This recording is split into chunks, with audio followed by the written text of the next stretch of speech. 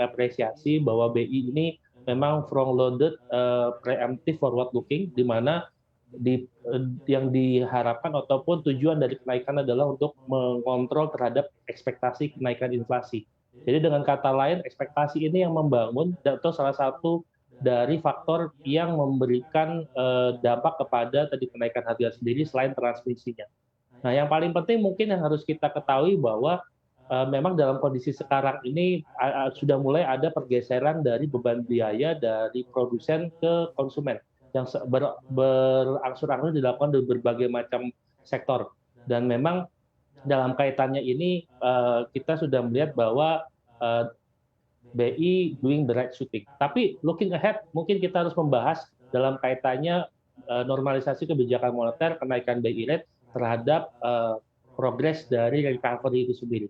Kami memahami bahwa sampai dengan tahun depan bagaimana seluruh keyakinan pasar terhadap recovery Indonesia, tetapi yang saya harapkan adalah BI tidak overshoot sehingga overkill, meaning kenaikannya ini bisa menghambat momentum dari pemulihan itu sendiri. Dan saya tidak mau juga sebetulnya kita kehilangan momentum seperti yang sudah terjadi di China akibat dari krisis di mortgage-nya mereka. Dan mungkin itu yang perlu kita lihat, the right amount, kira-kira kenaikan sampai dengan akhir tahun berapa.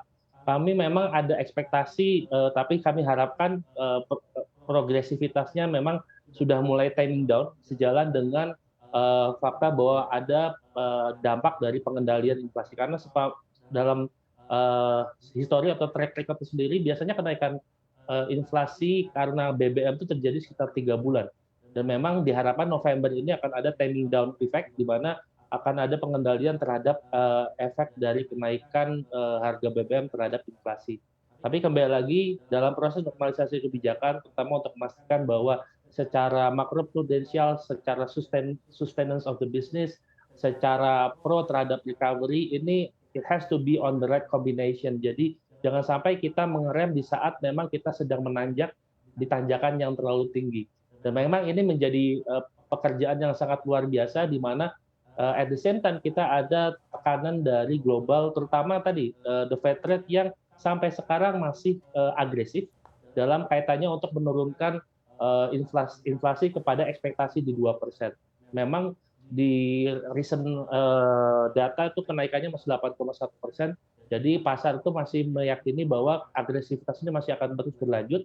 Tapi yang kami harapkan memang apakah BI lineary terhadap itu, saya rasa juga perlu adanya pertimbangan terkait dengan balancing antara kebutuhan industri untuk recovery dengan tadi normalisasi kebijakan kembali kepada normal rate, di mana kami ekspektasi in the long run itu kita akan menemukan equilibrium baru di sekitar 5% ya. Tapi mungkin itu beberapa tahun ke depan. Tapi kembali lagi, oleh karena itu mungkin sekarang kami juga berharap bahwa dalam kaitannya dengan intervensi yang dilakukan ada kombinasi, terutama kombinasi antara momentum dengan tadi pengendalian terhadap potensial risk yang akan ada. Karena sejatinya inflasi ini mau tidak mau akan memberikan tekanan kepada cost of living. Jadi kalau kami simulasikan biasanya itu sekitar 3 atau 4 kuartal dari setelah adanya kenaikan ya mungkin dari harga BBM maupun tekanan inflasi itu sendiri. Sehingga kita memastikan bahwa kuartal 2 memasuki kuartal 3 kita kembali kepada posisi normal lagi. Nah, dalam kaitannya itu tadi kalau disampaikan bahwa di sini memang dari sisi cost of fund, kalau kami lihat sejatinya tiap-tiap bank itu sebetulnya sudah memiliki strategi masing-masing.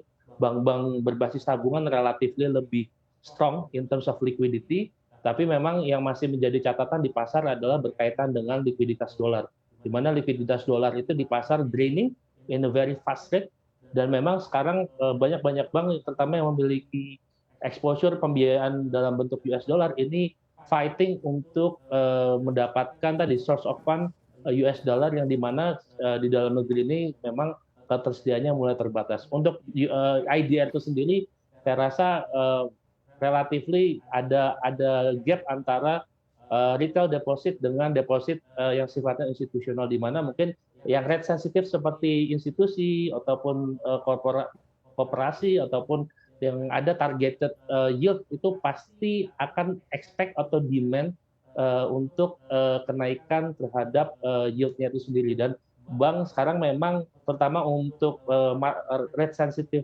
fund itu sekarang sudah mulai price war, tepatnya sebetulnya tidak dari bulan ini tapi dari awal 2 bulan lalu, terutama dalam kaitannya lebih antisipatif prediksi terhadap kenaikan BI rate yang akan terjadi, sehingga it is actually cheaper to do it 2 months ago than today. Dan mungkin dalam kaitannya dengan ini perlu juga adanya keseimbangan antara memang kebutuhan liquidity dalam kaitannya tadi untuk menjaga momentum terutama dukungan perbankan terhadap recovery perekonomian sejatinya. Karena saat cost of fund ini mulai naik, terjadi adjustment terhadap BI rate, pasti mau tidak mau pasti akan ada tekanan terhadap pembiayaan. Dan sekarang di sisi pembiayaan malah sebaliknya. Di pembiayaan itu very competitive, meaning instead of following the trend di mana cost of fund mulai naik, sekarang kompetitifnya adalah price war juga. Dan price war ini terasa di project-project yang secara credit score tuh AAA dan juga bisa dibilang memiliki project-project yang name lining di belakangnya luar biasa ataupun ESG related seperti water, telco dan lain-lain. Untuk hal lainnya mungkin yang sekarang patut diwaspadai dan mungkin sedikit wait and see adalah berkaitan dengan infrastruktur karena akan bergantung case by case per perusahaan.